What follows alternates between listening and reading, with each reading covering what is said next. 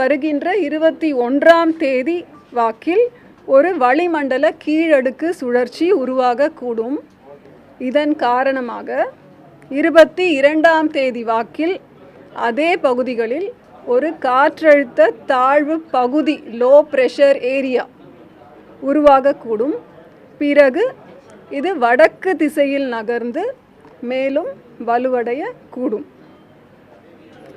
தென்மேற்கு பருவமழை குறித்த அப்டேட் பார்த்திங்கன்னா, தென்மேற்கு பருவமழை இன்று தெற்கு அரபிக்கடல், மாலத்தீவு, குமரிக்கடல், தெற்கு வங்கக்கடல் பகுதிகளின் மேலும் ஒரு சில பகுதிகளுக்கு பரவியுள்ளது.